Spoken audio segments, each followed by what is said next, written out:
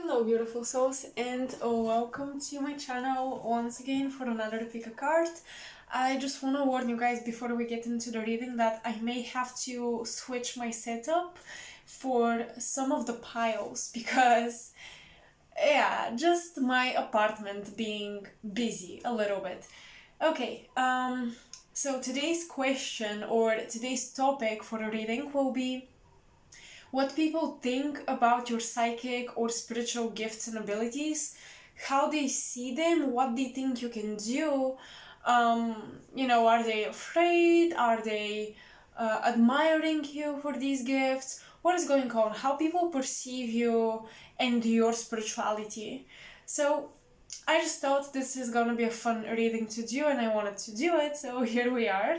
We've got 4 piles this time, not 3. I was being a little adventurous with 4 piles, so I hope I can have all the energy to finish all of them.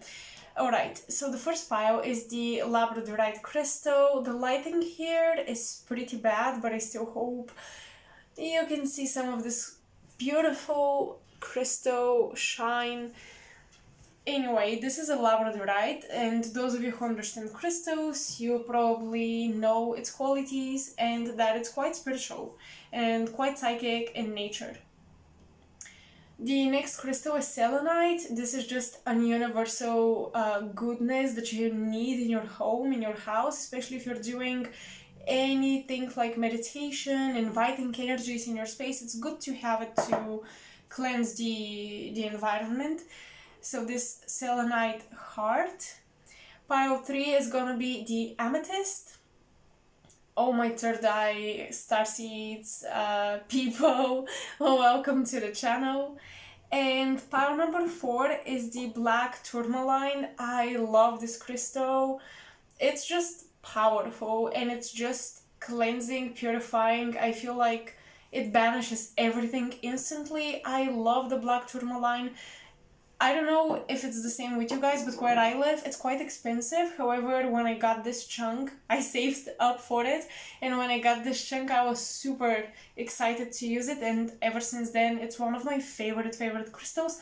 Along with the amethyst, along with the labradorite, I actually gathered literally my basic to go-tos when it comes to crystals. I know there are many types, but I find these to be working the best, especially with spiritual topics and more subtle, more specific energies.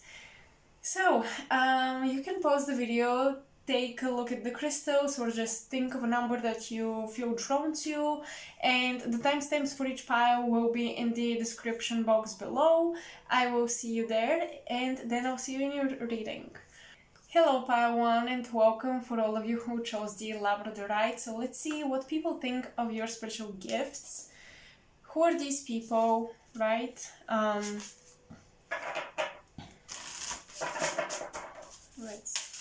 Let's see.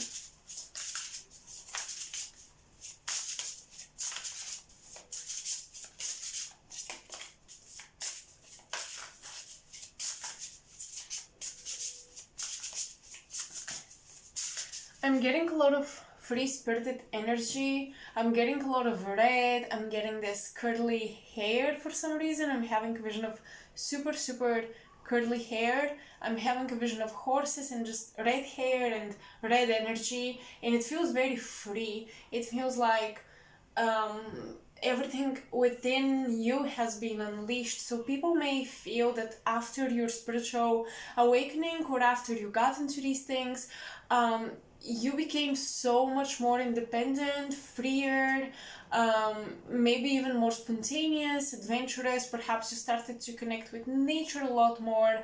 Perhaps you guys overcame certain habits which were kind of keeping you in the civilized way of living, which sometimes is not actually very healthy for us. But after your awakening, after your gifts kicked in, I'm getting that you became much more of a nature person, and people are noticing this about you. They're noticing that a lot of your toxic habits, or even habits that they struggle with, spirituality helped you to overcome them.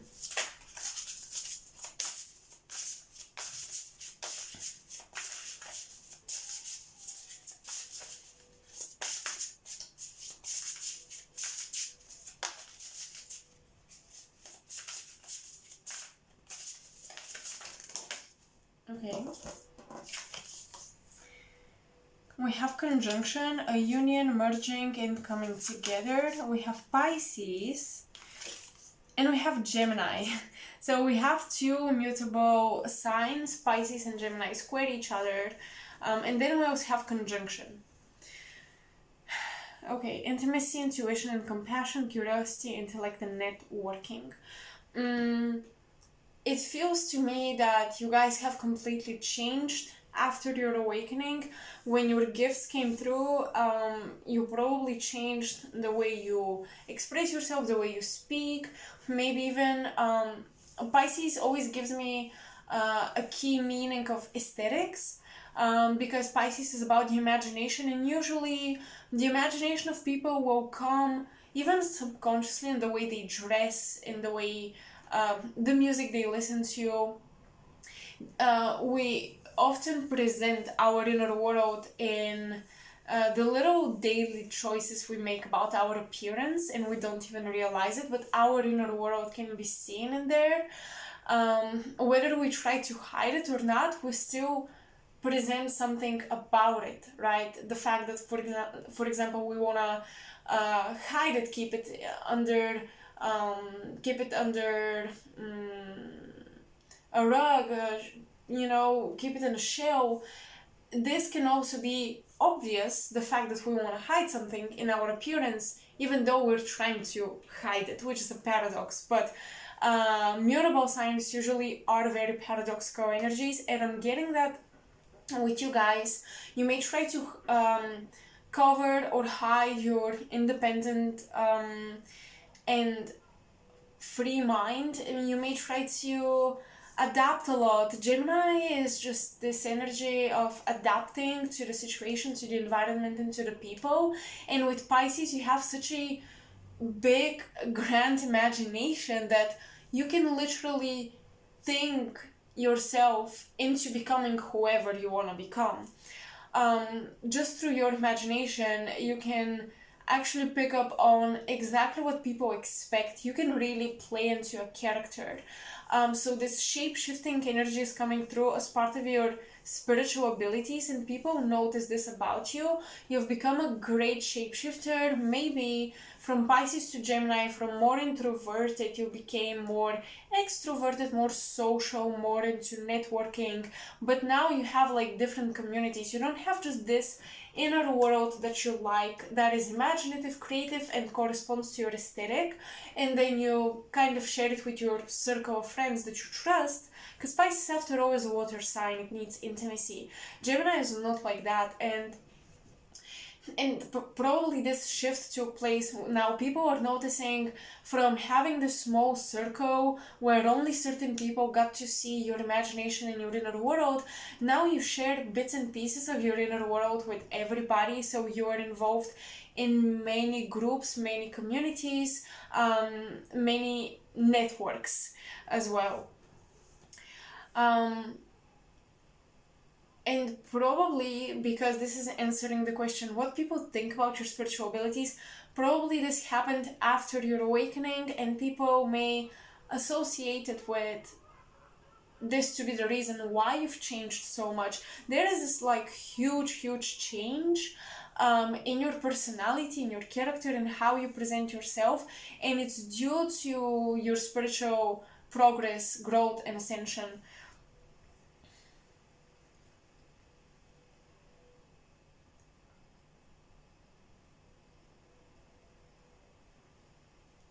With the conjunction, I'm getting that people feel like you have a lot of power that you downplay. Gemini, Pisces, these are mutable signs once again. They're kind of chaotic all over the place, and I feel like the mutable signs usually like to play it cool, even if they have some great power, great advantage in comparison to everybody else in the room. Even if they were like the CEO. These are the people, or these archetypes would dress up like a regular employee. They would dress down or play down their power to merge in to a community, to connect with people, to be accepted, to be able to be everywhere. Because when you are that empowered, you kind of, I mean, you rise above, and that's it, period. You rise above those who don't feel as empowered as you, or who are not objectively as powerful as you are in a certain situation and circumstance.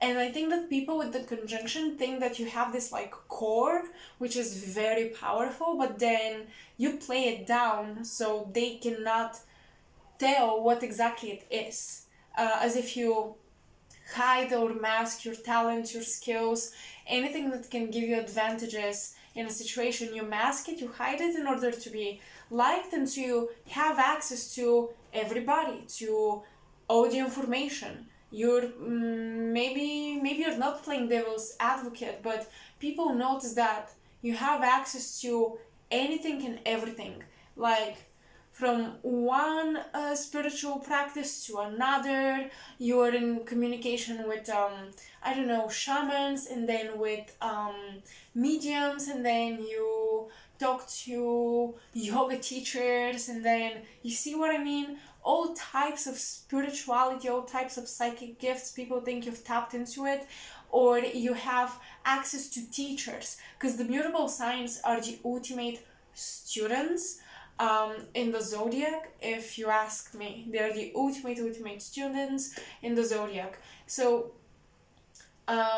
it looks like you have access to all of these things, and people wonder which one is your most powerful gift. They cannot tell.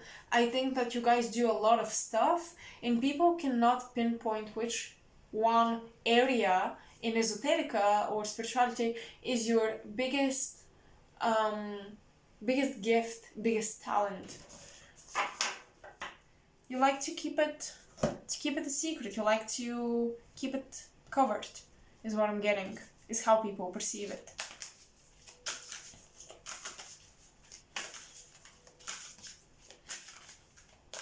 You probably pop up in people's dreams with that Pisces energy, and also with that Gemini.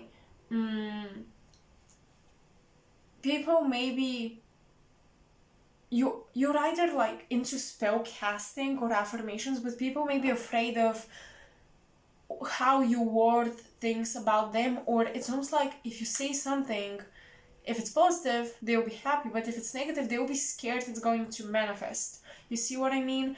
People may associate a lot of, or attribute a lot of power to your words, because maybe they've seen you in dreams, and maybe you don't even know about this, but maybe you've predicted things or told them things in dream state which have happened. So when they talk to you in person or listen to you in the wake reality, they may be very much afraid of what you're going to say, as if it's crucial, as if it's the final word, is what I'm getting. There's a lot of magic and mysticism in your words, and it really like hits people right in the soul.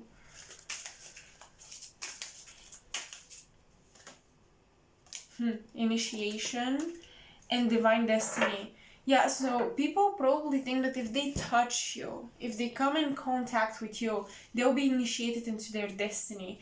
It's almost like people just want to bask in your presence in order to get aligned with where they need to be and where they need to go.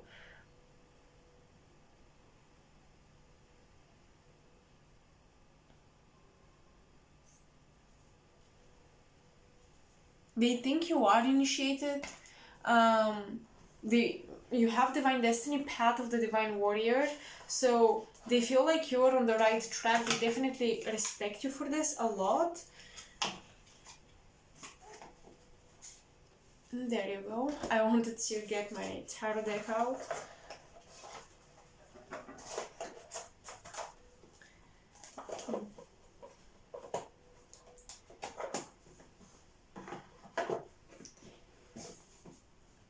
people who are a bit more advanced with like these things may also feel, they sense that you've been initiated, but by a spirit team, not by living people. Because when we talk about initiation, I'm not sure on which wavelength you guys are, but when we talk about initiation, usually it is initiation done in the physical world by a physical master or a teacher or a guru or whoever.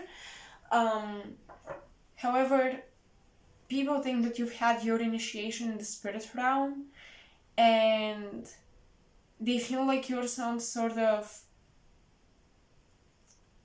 mediator or a messenger or a connection to the spiritual realm that feels all encompassing. So they want to get there through you. That's why they want to talk to you. They trust that spirit speaks through you, pile one.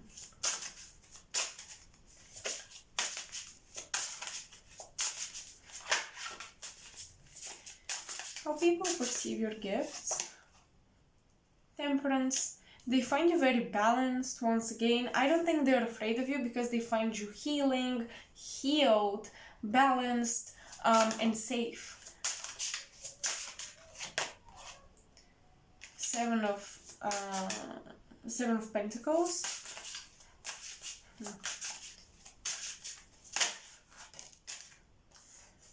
The Hierophant. You are intense. And the Hanged One or the Hanged Man. Oopsie. Your spiritual gifts are, it's almost like there's this build up with the Seven of Pentacles. They build up and build up and build up this intensity.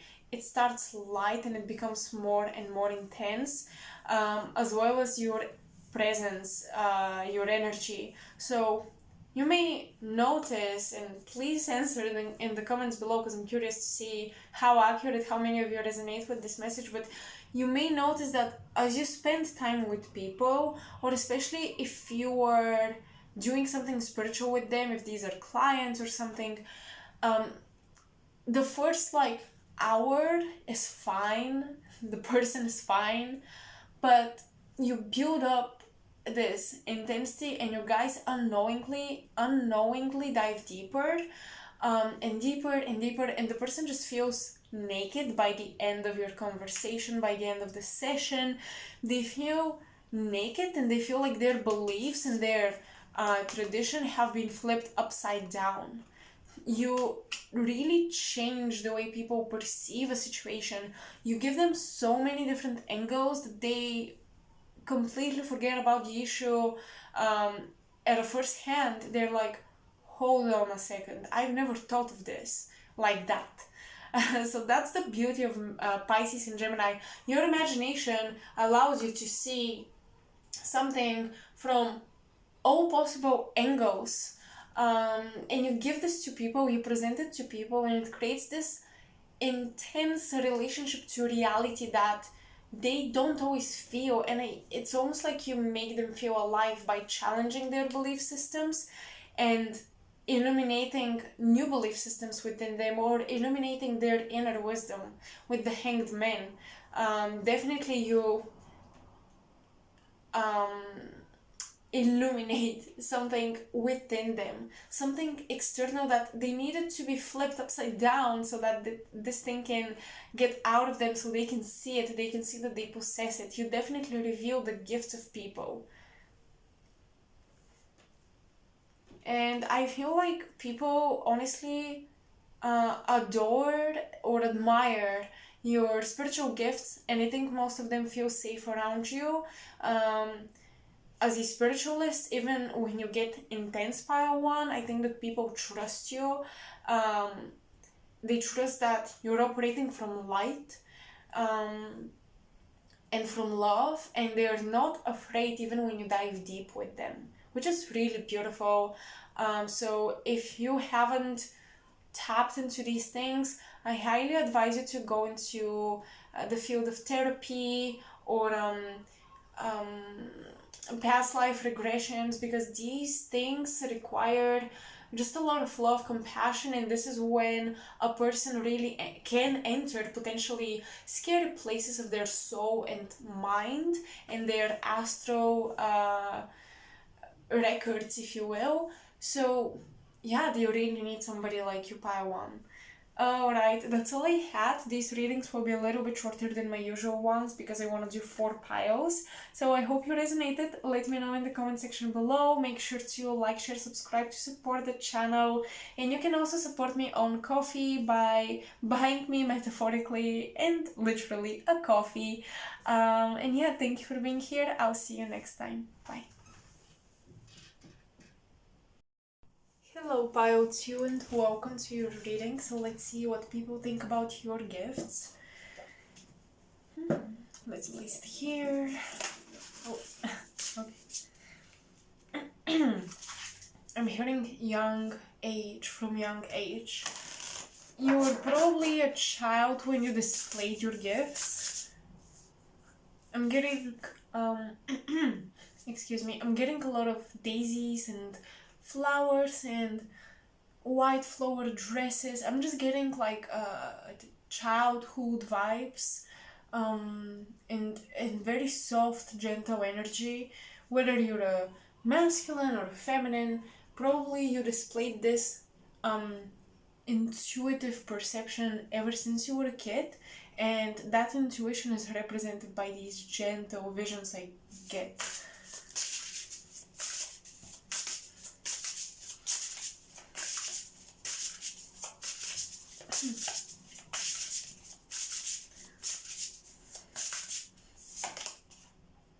Fire. Confidence, optimism, passion, and bravery.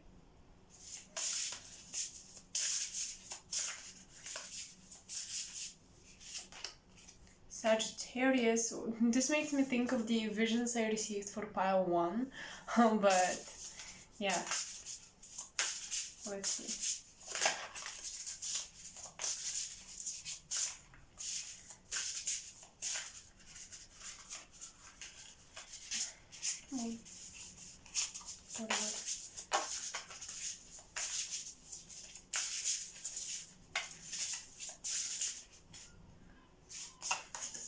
Virgo. Very okay, so this makes sense with the things I saw for you guys. Fire, Sagittarius.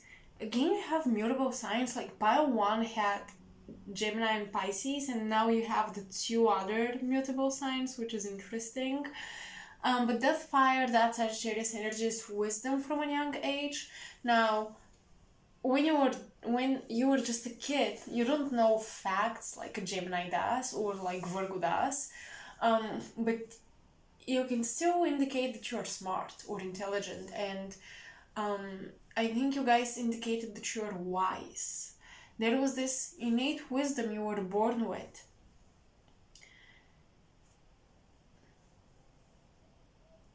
And I'm not sure if people perceive spiritual or psychic abilities as much as they perceive knowledge, a lot of knowledge.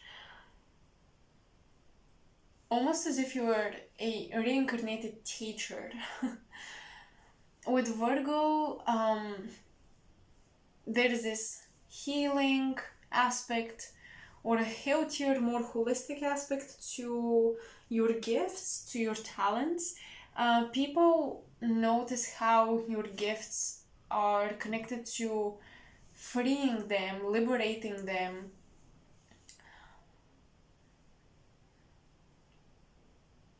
Making them more optimistic about their journey. Maybe you guys are people who pull other people out of their darkest nights of the soul, out of their darkest moments.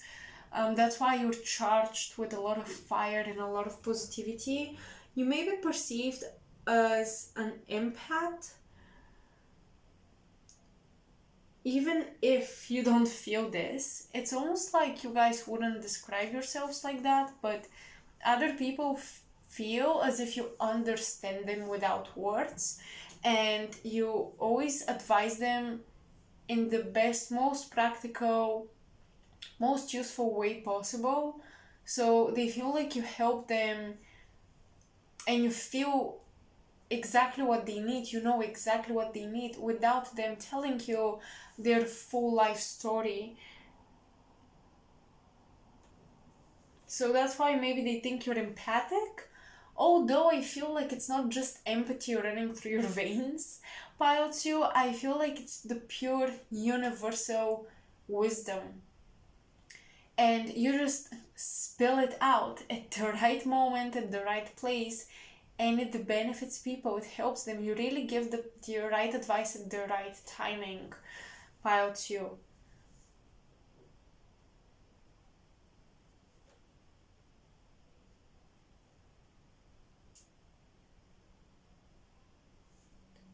For some of you, you may have a special connection to fire and nature, and like saging, burning herbs, making healing teas. Your abilities may be more physical than spiritual. That's why I'm getting also like universal wisdom and knowledge rather than necessarily being straightforwardly psychic. I'm getting people see that you have read a lot, but you're also just wise innately. They see that you understand nature very deeply, but they see how you're getting educated on these things, as well as you have your inner own intuitive information coming through. So it feels to me like most of you are claircognizant, okay? So you know stuff without knowing how. And sometimes this looks like empathy to other people because you understand them, but the thing is, truthfully, you just know the stages of the spiritual journey, you know the stages of life, the cycles, and you can tell where a person sits in their own cycle, and that's why you're so good at helping them.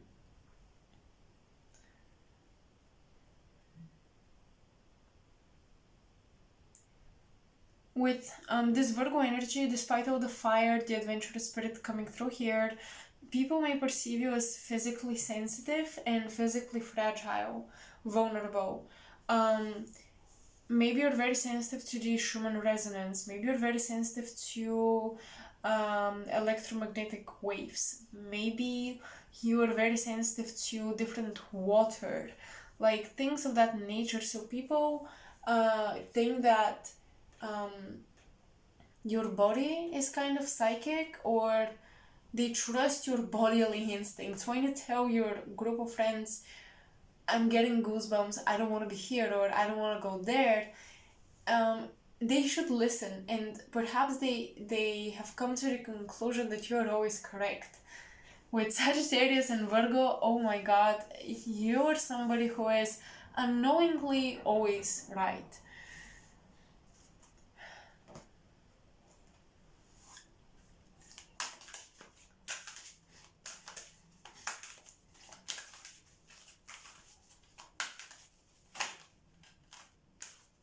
Oh, okay. Past life, present power. Yep, it's like you were born with the knowledge, continuing on from where you started. I think even if you don't have like a spiritual talent, but maybe a talent for music or art or talent for science, so with this Virgo energy, that's also possible. People may feel like you're way too good. It must be a past life talent you've inherited. Ancient power mysteries, okay, past life, present power, and ancient power mysteries.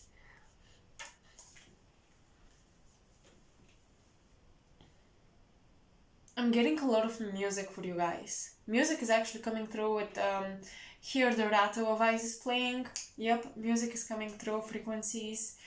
And once again, you're sensitive to frequencies, you're sensitive to radio waves, sensitive to internet like signals and stuff of that nature. Maybe you can feel before somebody calls that somebody is gonna call, and maybe you warn your friends about certain like um, electricity going out, certain things like that. um, when there is an emergency or an accident, um, with electrical towers especially is coming through. Maybe you also throw the signal off when you come into the room. And this is also something that people have noticed about you. I feel like they don't really talk about it. It's not like a big of a deal, but they've noticed, and I think you should know, guys.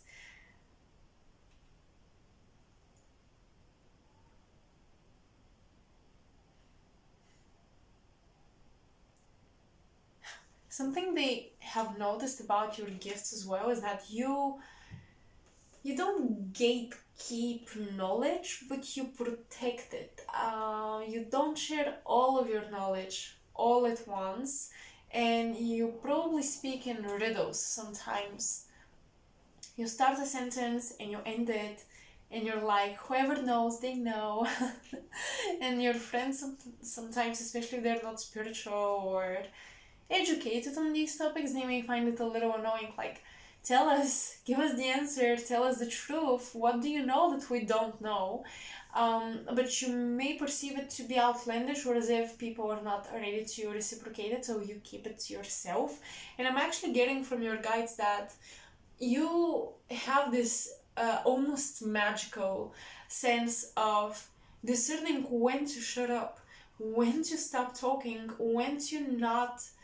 um, when not to spill the beans on certain spiritual secrets and like just information. There is this energy within you about preservation that's coming through.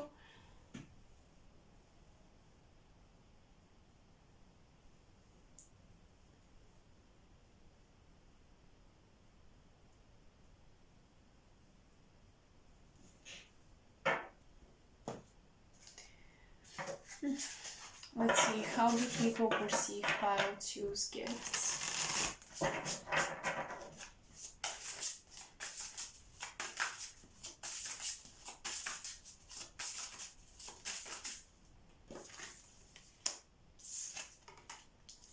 The Three of Cups. Okay. Ritualistic. Your gifts are ritualistic, symbolic. How do you explain that? Perhaps people see or they think that you're more into ritualistic magic, or you practice with like objects and divination tools rather than just having your own abilities.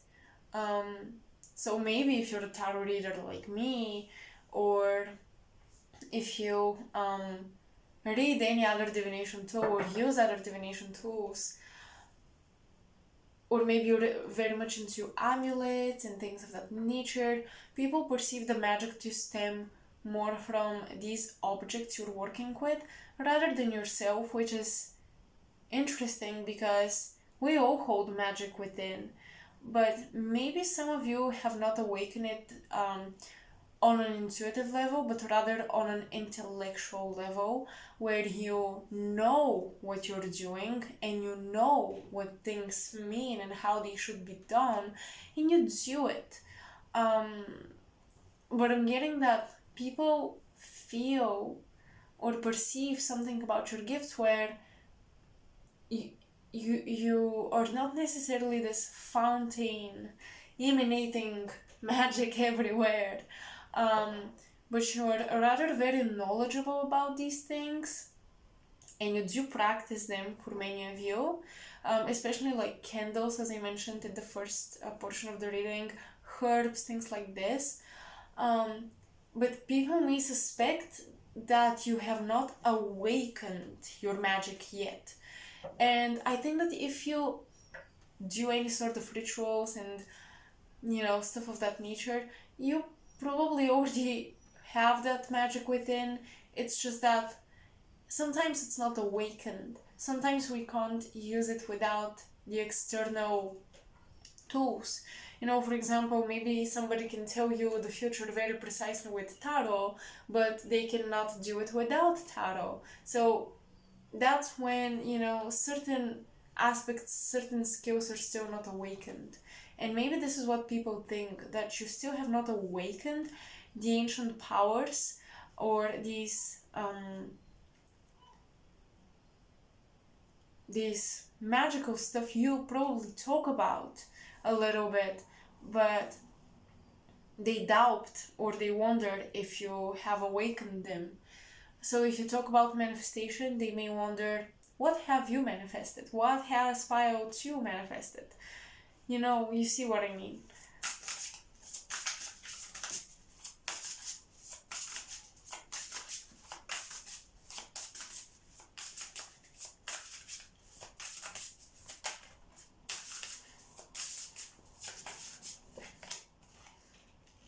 The world.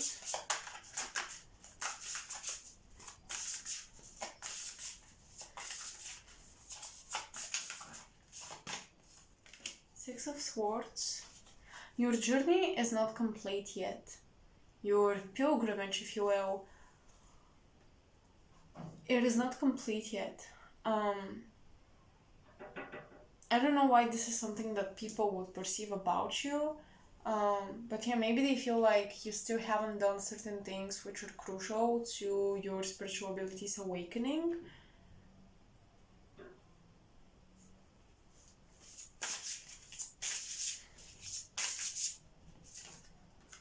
Temperance.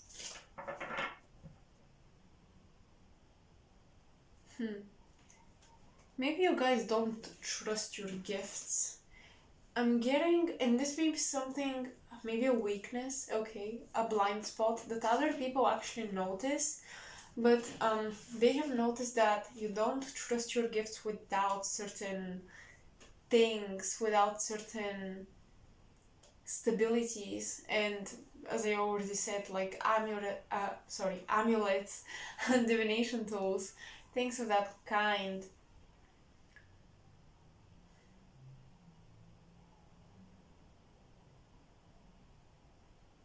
It's almost like this journey is calling you to leave those things behind. And people see how you may be a little bit insecure about doing divination without the tools.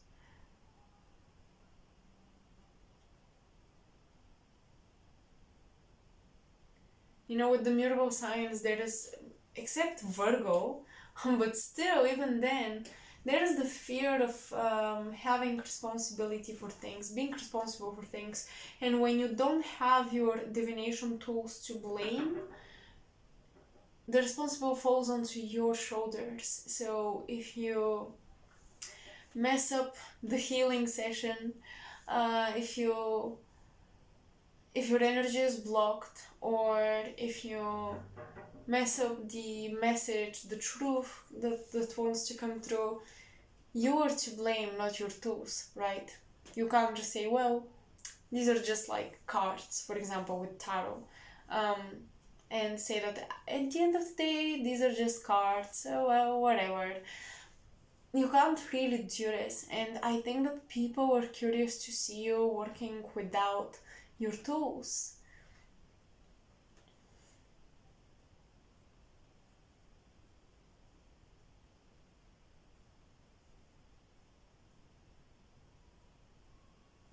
There is something coming through about evocation and magic of evocation, and I'm not sure if you've tried to do it, but people feel like there are spirits around you.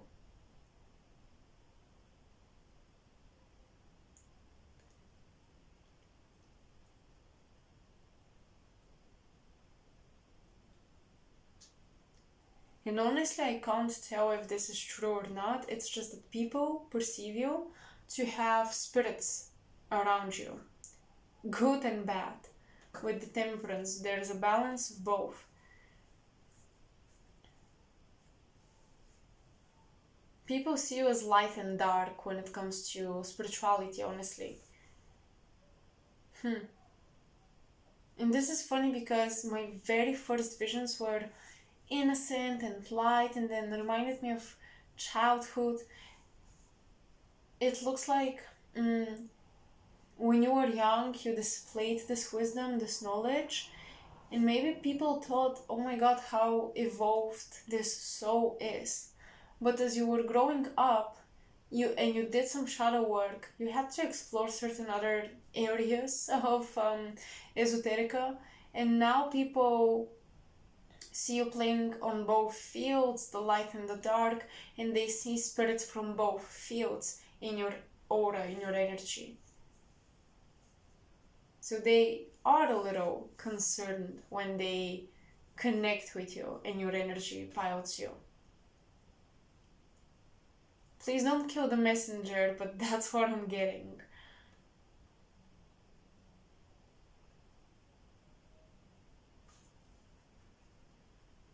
Yeah, it's interesting, almost as if your journey began very light and innocent and youthful, and now it's as if the reading, as the messages were coming, the reading was um, representing how your journey progresses. So you see how the messages sort of progress, they don't stay the same. There's an arc. Well, this is what happened with your spiritual journey. It started off innocent, light, positive, knowledgeable, and then suddenly it's too much. It's low key dark, it's intense, it's people wonder which side are you on with your energy and spirituality. Yeah. So this is what I'm getting as a final message. I hope you guys resonated and enjoyed this reading. It's ending a little bit weird, but you know that in my dictionary, weird is actually a good compliment type of a word. So there you go. The ending of the reading is weird, but that's okay. I hope you enjoyed it once again. Let me know in the comment section below what resonated, what did not. And make sure to like, share, and subscribe to the channel because this really helps my channel grow.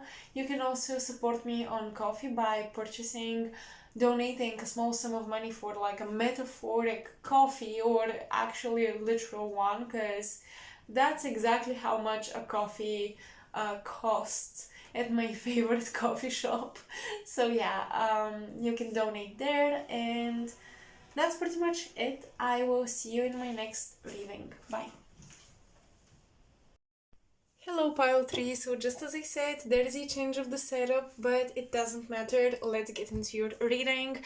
So those of you who chose the amethyst, hello, as I said, my starseeds, my third eye oriented people, my people with an open third eye, those of you who do lots of meditations, welcome. It's just that the amethyst really draws in this mysterious psychic energy, and I think that many of you exude that, and I think many of you don't talk about your gifts with your community, maybe with acquaintances, maybe with some friends, but not all of them. That's the amethyst usually.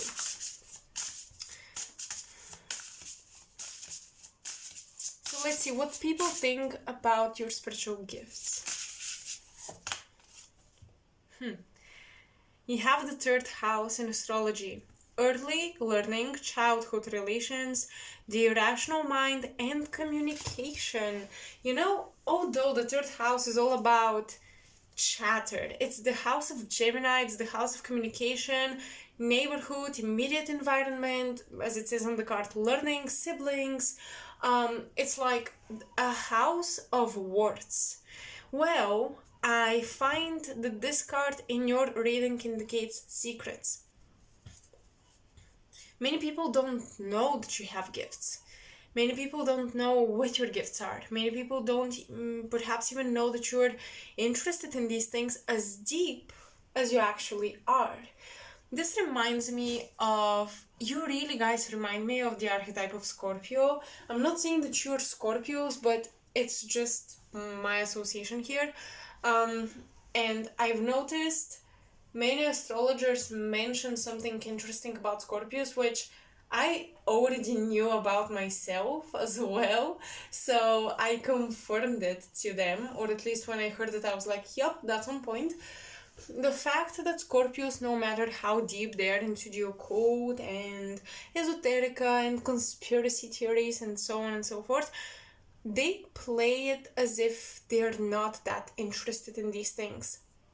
Just like a Scorpion usually pretends that they don't like the person they like. That is a secret, a little thing that Scorpios do, because if people know how much they are obsessed with something or how much they're interested in something, it's a weak spot.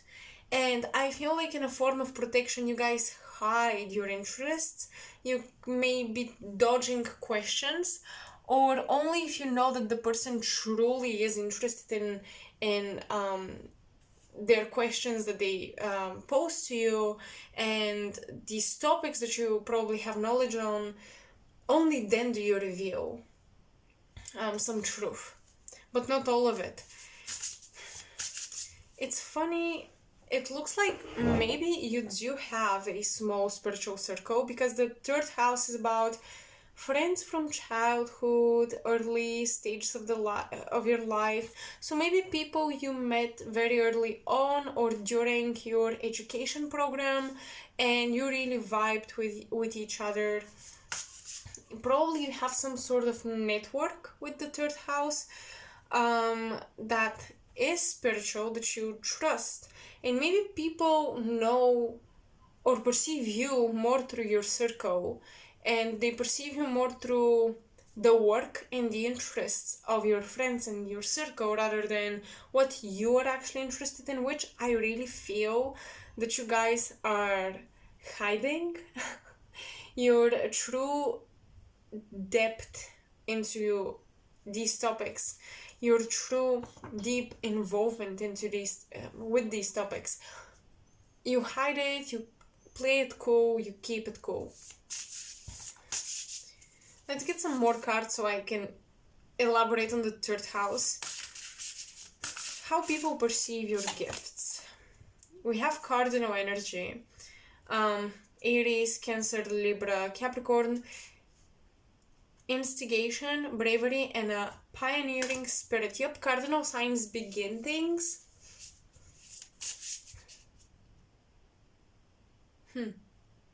Perhaps people feel like you're very experimental with your abilities.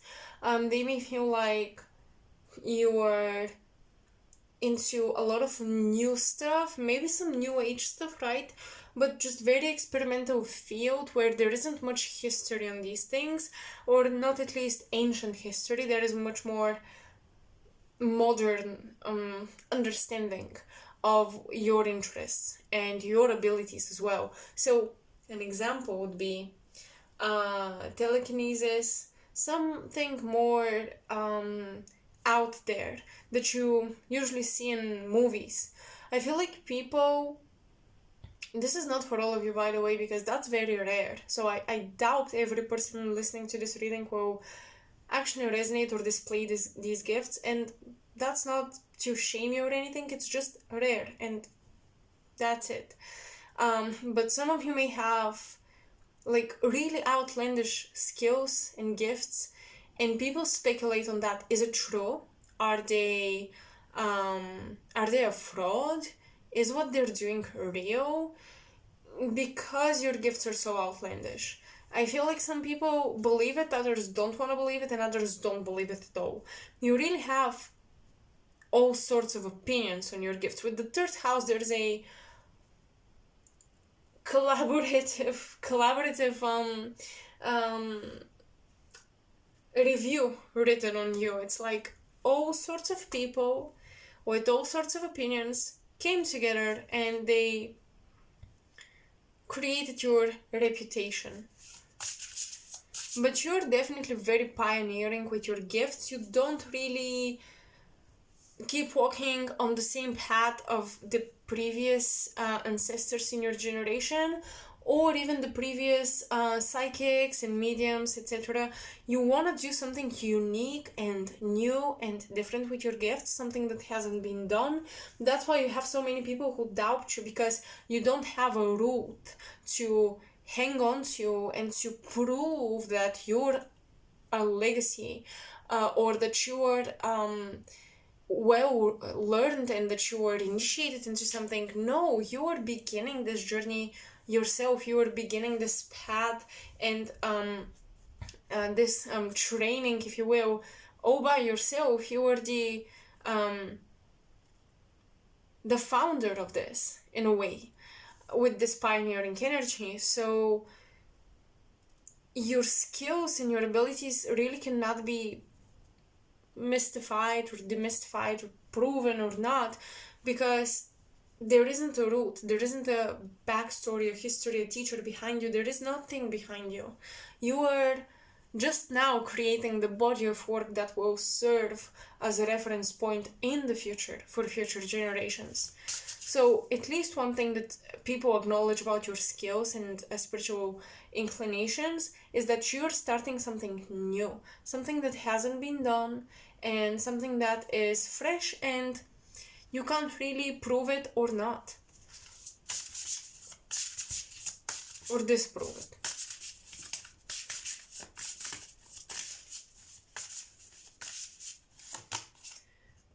Mercury and the third house, lots of Gemini once again. Think, learn, network, and communicate.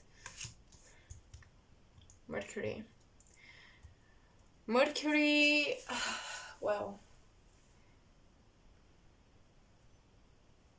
Mercury is about collecting data, right? Connecting dots, collecting data,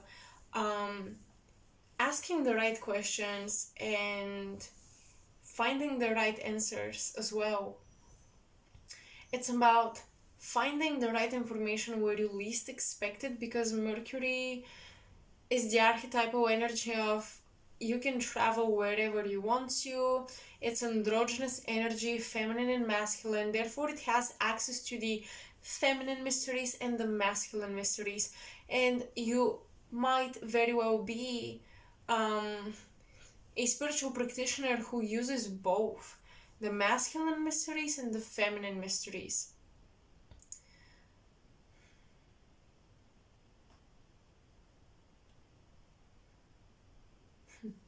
There is something, once again, outlandish, almost with Mercury. I'm almost thinking of something eccentric. I know this is not Aquarius or Uranus, but honestly, if I got Aquarius and Uranus, I would have come up with different messages. For some reason, the androgynous aspect of Mercury, its ability to be anything, anyone, anywhere, its ability to be the absolute chameleon, shapeshifter, and magician, that makes me feel like you guys are doing something eccentric. You're being an eccentric magician. You're being an exquisite communicator, a sweet talker. It's almost like one of your psychic abilities is the art of communication, and also a little bit of manipulation. There is this hypnotic ability that you have. You gently make people share their secrets with you. So you gain information about them or through them if you need it. And yeah, you advance forward.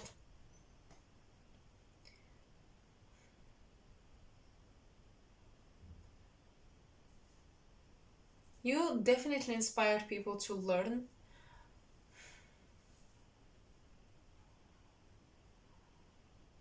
But there is something here. I keep getting this, that people, when it comes to your gifts, people cannot tell if it's like real magic or, some real psychic or paranormal phenomenon with you, or if it's fraud.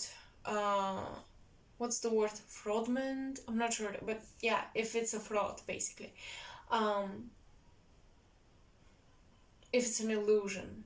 So maybe some of you maybe some of you actually have like relatives or ancestors who were magicians, but with playing with illusions, like guessing which card you've picked and creating focuses and stuff like that. Focus, right? I feel like you've had people who have in your generations who have pretended to have abilities, and you actually do. And despite all of that, there is this temptation to hide it.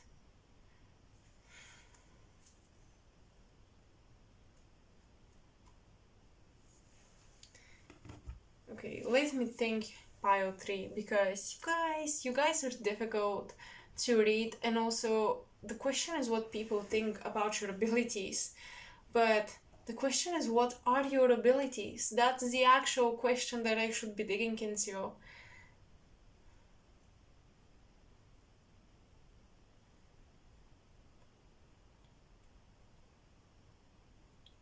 I'm hearing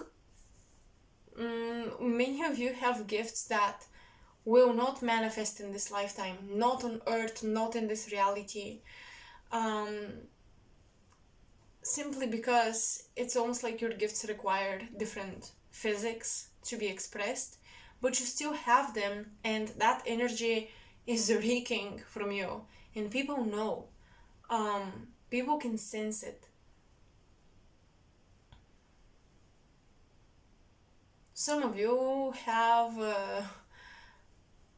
a literal mask to be humans when you're actually not fully, at least, and you're something else. I know how this sounds. Oh, trust me, I know. I do know.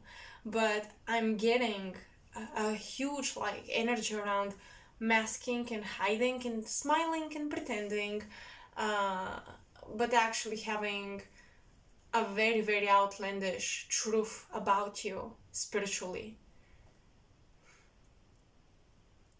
And thanks to that outlandishness, you are able to pioneer, because if you were normal or like everybody else, would you be a pioneer? I don't think so. All the geniuses are crazy. All the geniuses are weird as hell. As heaven. And I think that's you, but you hide it very well. Yet people sense it, pile 3. People do sense it.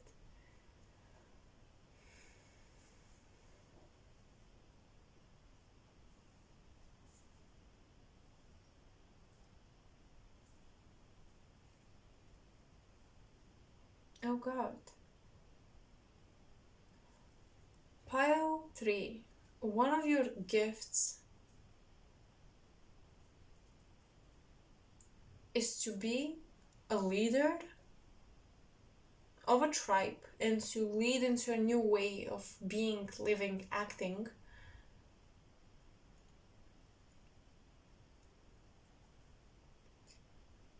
And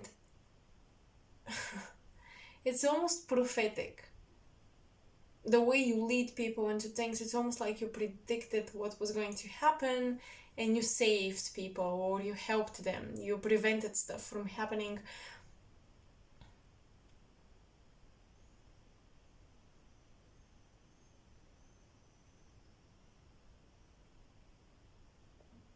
I don't know, but this is coming from your ancestors. There is something very specific about your ancestors, pile 3, which makes your energy so special and specific, and people pick up on it, but they can not pinpoint what it is exactly they pick up on. Let's get more cards.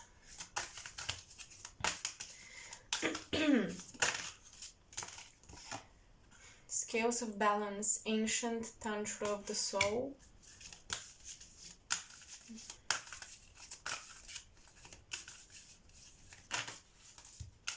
Way too many cards.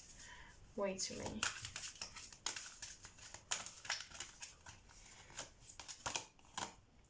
Flower of Life, Divine Creativity and Manifestation. With that cardinal energy, yes, there is some architecting skill here. what people perceive about you is not your spiritual ability, it's the societies you belong to, the groups, the networks you belong to, the people you have connections with. Period. Because I'm getting like vibes around architecture, I'm getting vibes around masonry here. So I'll be straightforward. It's either your ancestors that participated in these societies and some ritual, something around protection around your energy for the next generation has been done that is still affecting you, and you still emit this energy of don't touch me, I'm powerful type of thing.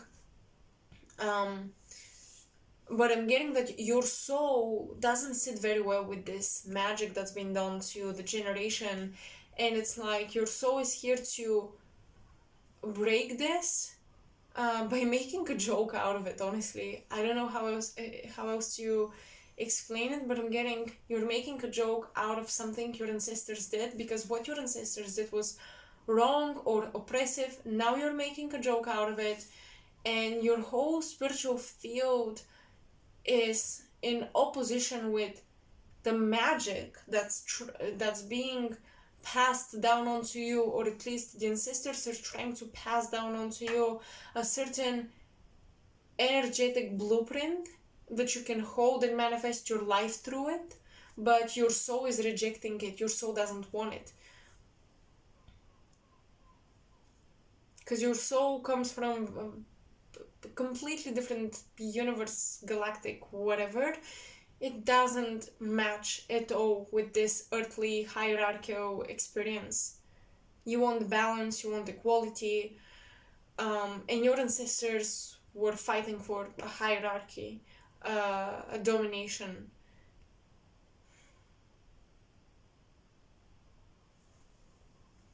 Well, that's interesting.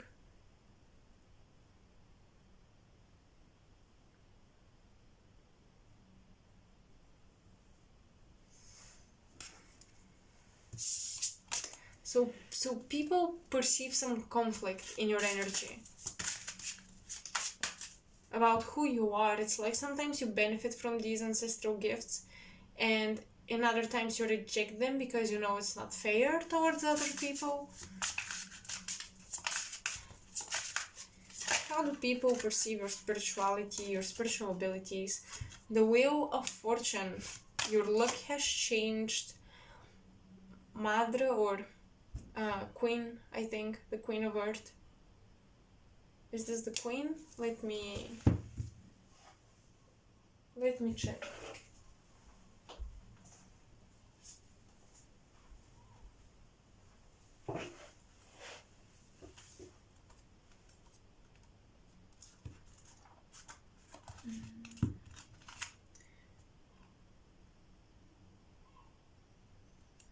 Yes, these are the queens. The mothers, yep.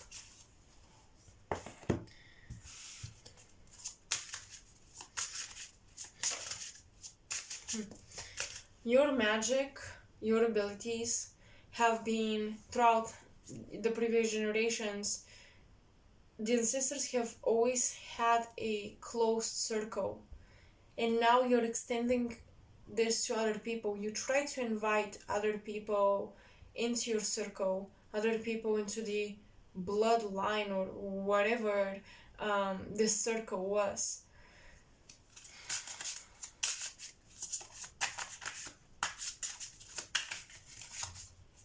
You don't want to conform to the expectations spiritually. People can feel this tension. 9 of Fire, Wild Cherry.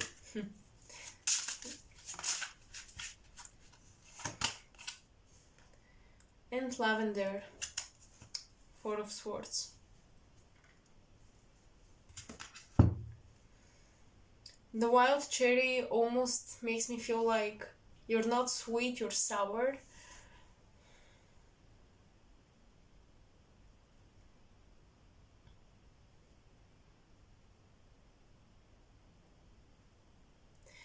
People really feel like you communicate with the spirits of your ancestors, pile 3. Despite the conflict and all, they feel like you communicate, you have this ancient connection to a lineage. You have a whole bloodline behind your back, pile 3. And your bloodline would like to keep the lineage pure, or closed, but you're somebody who wants to extend help to other people, who wants to invite other people into your tradition, into your culture. So whatever your culture or tradition is, people see you as someone who is very much a pioneer within that, someone who is very different than most people that live by these beliefs.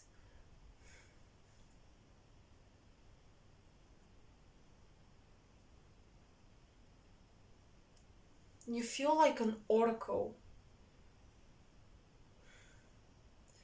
Remember when I told you it's almost like you lead people as if you've predicted things? It's almost like you lead your friends into situations as if you knew that something was going to happen and you prevented it. I'm gonna give you an example. So I love to use examples in all of my readings. That's the best way to express myself.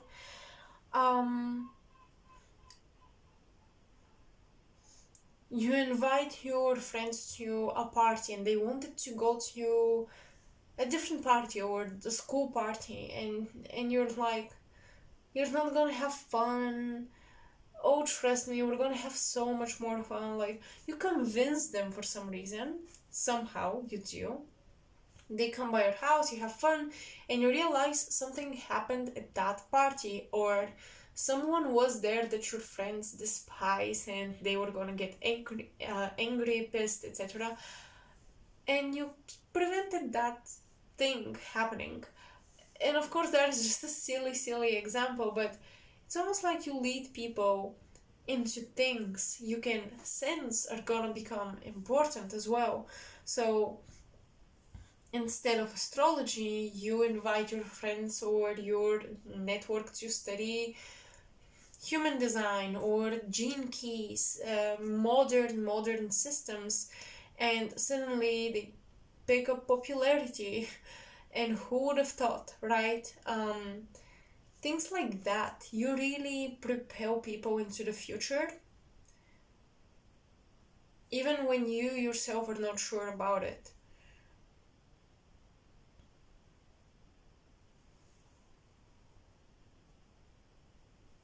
It's like you pull people into resourceful spaces.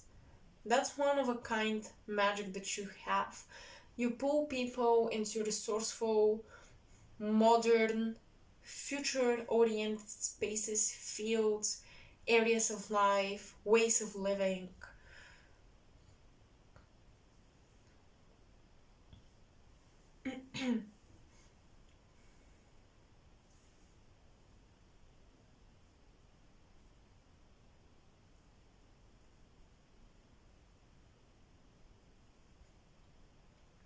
You're somebody who breaks the um, generational agenda and tradition, and I'm getting that you were always meant to be an oracle.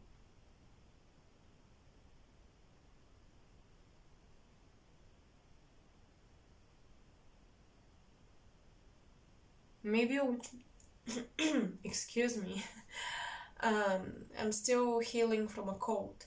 Maybe you want to research the traditions around oracles, mythology, stories about oracles. That may give you a better perspective on how people don't see you yet, but they will see you in the future. You guys will have a great body of written work, of research and knowledge, and people will call you an oracle. I'm not getting I'm getting how people perceive you right now, but I'm also getting how they will perceive you, what they will cherish you for. You invited people into a tradition which felt closed, isolated, withdrawn, but you opened it up to others.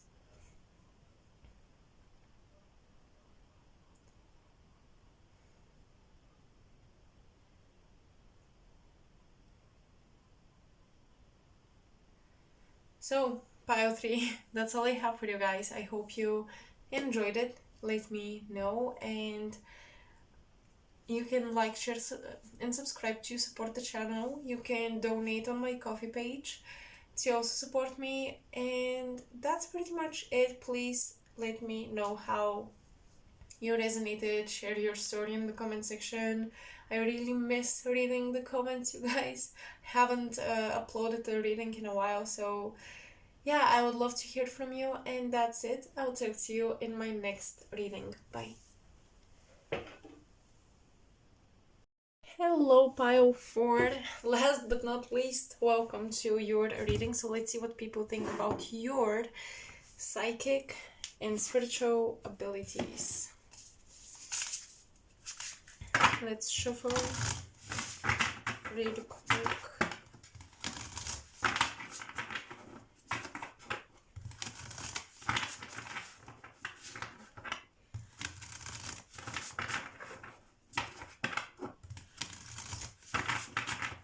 Okay. I'm hearing water. Funnily enough, I'm not seeing it, I'm hearing it. And I'm hearing the words trickling water. So drops of water.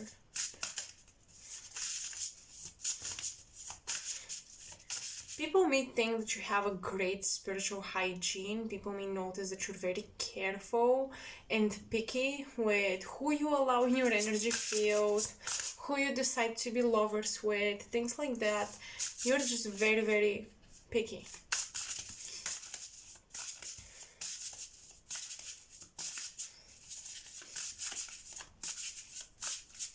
And I'm seeing climbing a mountain. There's a lot of spiritual discipline, you guys. You are serious about it.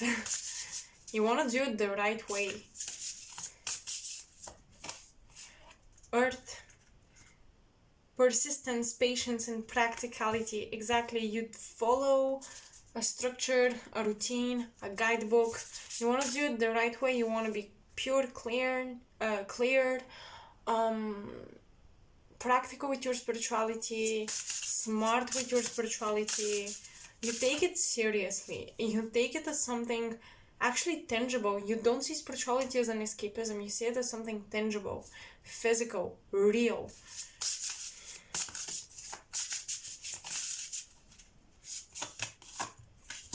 The moon. That's the water I was getting visions of. It affects your body a lot, so that's why you take care of your spiritual body so much. They affect your physical. Satisfy emotional needs, nurture self and others. People see that you're your best version when you're involved in something spiritual. People see that you are your happiest version when you are involved in something spiritual. You look healthier, you look just more happy, satisfied.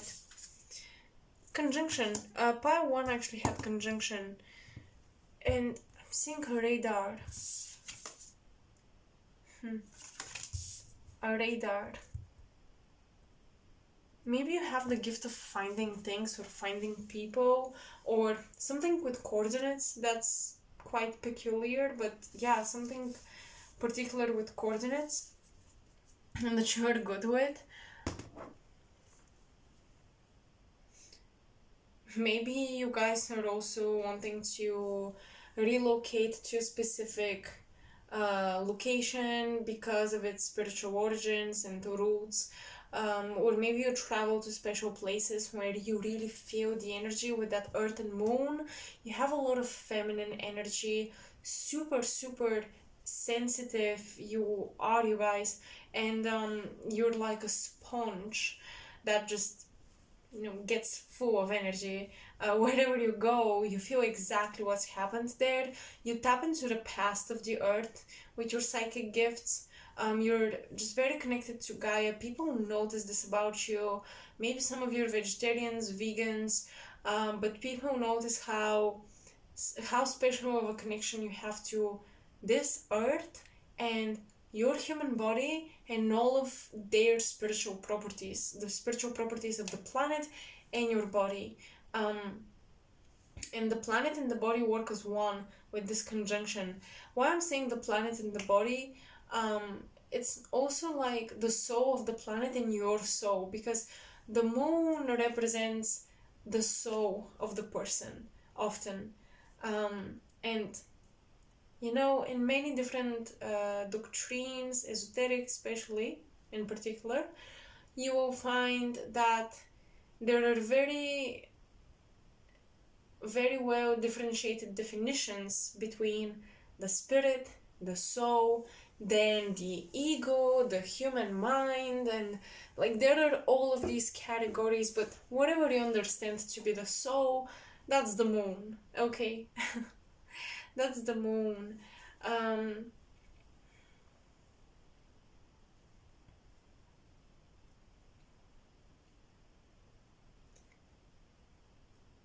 You're somebody who walks around and you're tapped in. You're always tapped in.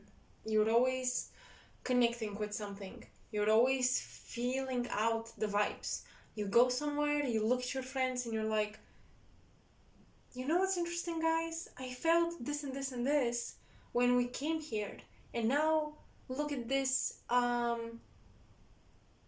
information flyer about the place for tourists. It says this and this, and I think I was right. You know, I think that you guys tap immediately into the energy of the space in wherever you go and whoever you meet. You're just walking in between dimensions and you're feeling out these subtle energies, like the energy of the person introducing themselves to you, the energy of the house you're invited to, all of it. You really can't seem to be able to turn this off.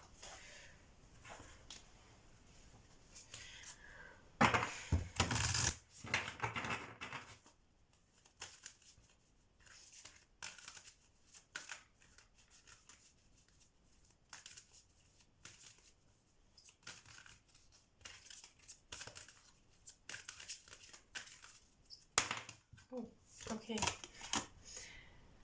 Healing the divine masculine, Osiris rises.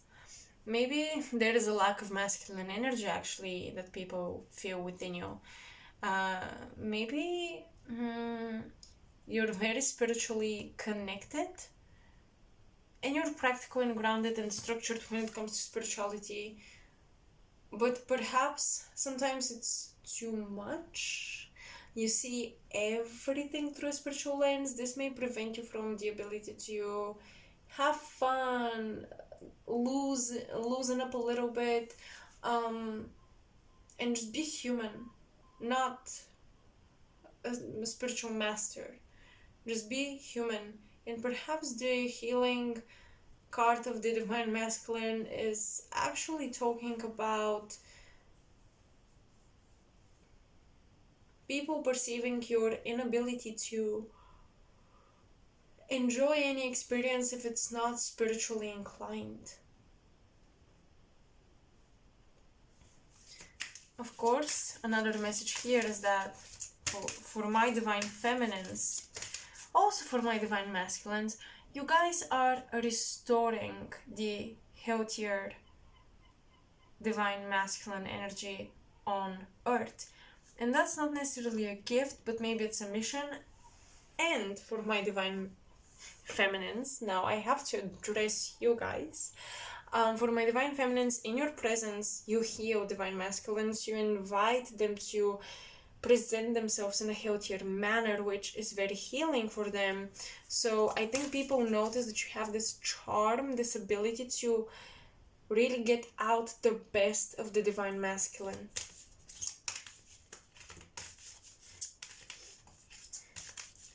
You know what's funny? I'm thinking of, for some reason, of this is more like a, I guess like a character or a personification of some kind, and I don't know if it's gonna be offensive or not, but there's this idea about Russian women, that they know how to charm a man and they know how to get anything out of a man. Well, you sort of do this, but when it comes to their higher spiritual expression, you know how to get this out of them. You have this energy about you.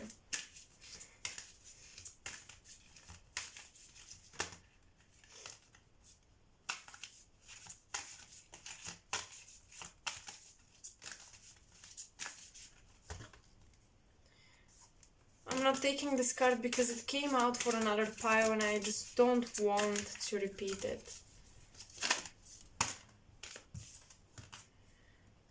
Divine Sisterhood. Oh my god. I love this because it's like, maybe you guys have this divine feminine community or like this divine sisterhood where you heal the divine masculine or something, or maybe you have sisters, soul sisters with whom you share the twin flame experience. Perhaps you're very well versed in the twin flame phenomenon and all of its energetic specialties.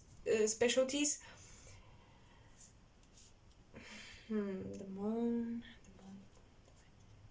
You guys are governed by Hathor, okay?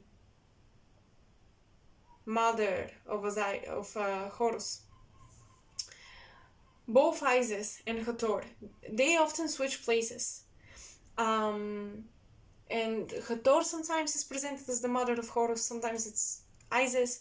But have you looked at their crowns? Because I was going to say you guys are governed by Isis, but then I was like, no, it's Hathor. So I paused and then I said Hathor. Because Hathor and Isis, if you think about it, they're almost the same. Isis is the sun goddess or a daughter of the sun, and Hathor carries the sun on her head, that circle, that sphere in between her horns. Well, that's the sun rising and being received by the moon, the lunar crescent. So it's the union between the sun and the moon. And then you have Horus with the one eye representing the sun and one eye representing the moon, and that is the child or the byproduct of Hathor, the personification of the alchemical process between Isis and Osiris.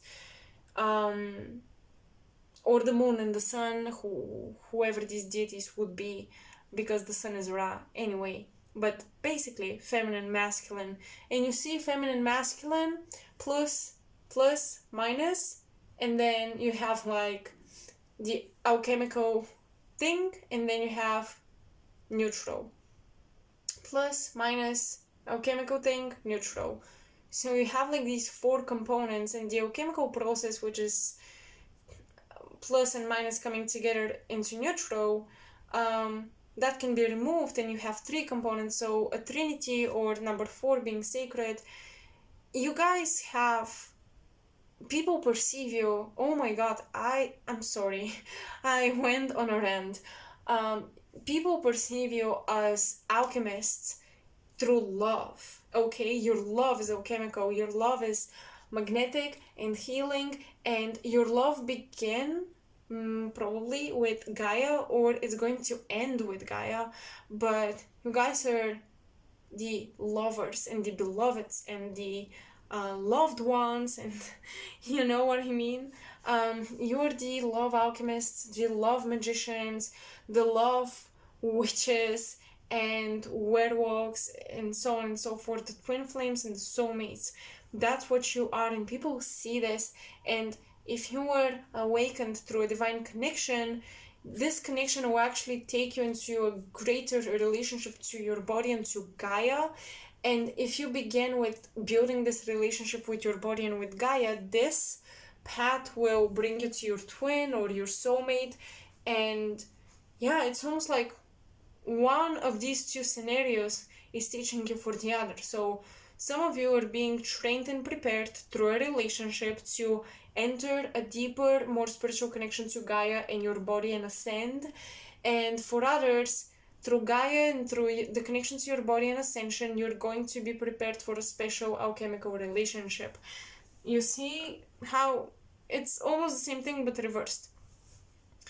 And people see this about you. They see the love radiating from you. They see your ability to heal your partners, to fulfill them with abundance, to neutralize their polarities, to bring them into harmony and balance. That's beautiful. That's just beautiful. We actually have Hathor, Isis, Horus, Osiris. We have all of them. We do.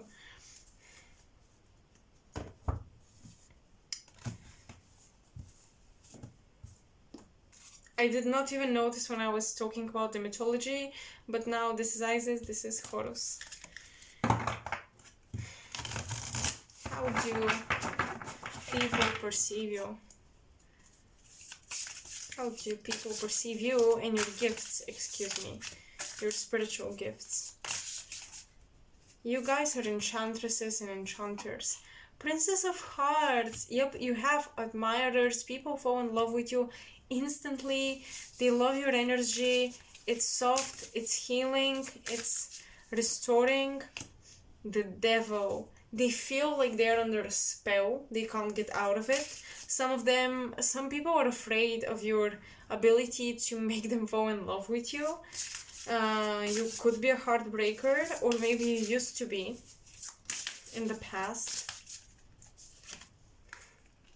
Five of Wands. People fight for you. It's like you enchant people to the point where they fight for you. Oh God, this energy that you have, this gift is so healing. It's like it's giving eternal life vibes, the Holy Grail vibes, which is you. It's almost like you are this Holy Grail, and people are drawn to you. They want you. They want this energy, and you bring out the best of them when you're alone with them. But when you are gone, there is a fight for you. There, people fight for your attention or for your energy and for your time.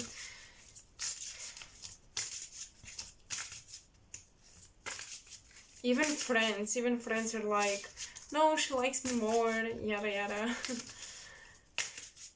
I think it's because people realize that you recognize the soul quality, the soul essence, and you're like this radar, you're like this detector for high quality spirits and souls within people. And the fact that you picked or chose somebody means that they have a high quality soul. They want to be not justified, validated by you in this manner. Ace of Swords. Truth. Yup. You read through people and you read through their polarities. You really see their highest potential. And not only do you see it, you really bring it out. But especially this happens in love relationships.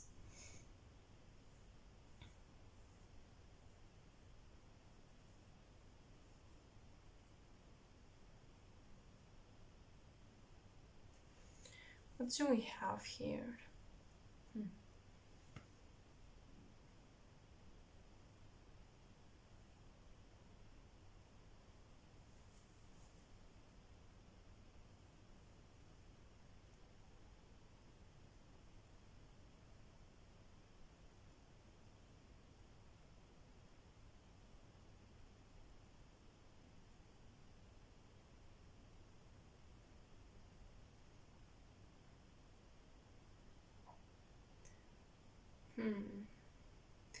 I am getting something about astrology with you guys, like you being very good astrologers. But Spirit is continuously saying something about earth, almost like reading the chakras of the planet or something.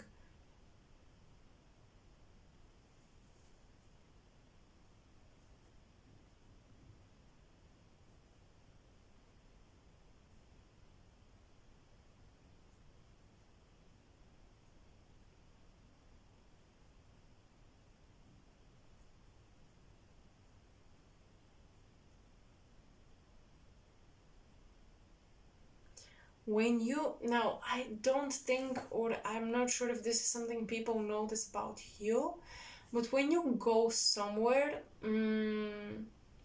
it's almost like there is a lot of masculine energy, like spirits even, that just get attached to you because they like your energy. You attract even the attention from spirits who are on the other side, but who are with this positive masculine charge in their energy field.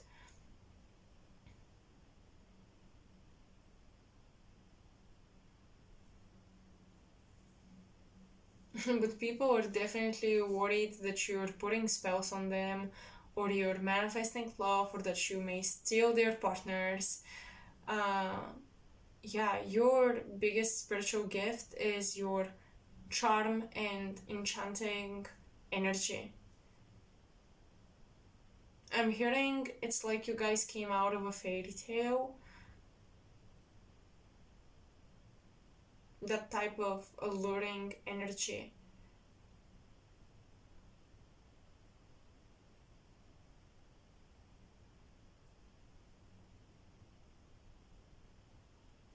But you're definitely a catalyst for all of your romantic partners, because with the conjunction, you know what I'm talking about. When you come together, you activate them.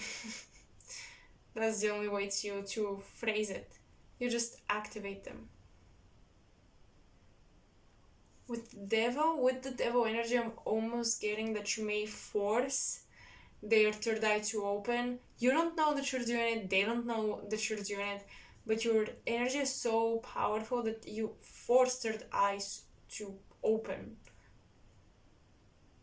So it kind of scares people sometimes because they see things that they're not prepared for around you. But yeah, then they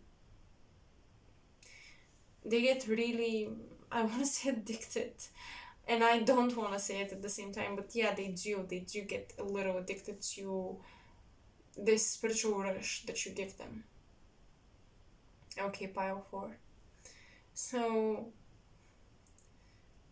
that's what I'm getting for you guys. I don't want to elaborate any further because I feel like I'm just gonna go on a rant again and I don't want to do it. So let me know if you guys enjoyed this reading and if it resonated with you. Um, Comment down in the section below. Make sure to like, share, subscribe to support me, my work, and my channel. Sharing actually helps a lot, and also donating to my Ko-fi page is another way that you can support me. But yeah, that's pretty much it. I will see you in my next reading, hopefully, and I wish you an amazing rest of the day, night, week, or weekend. Bye.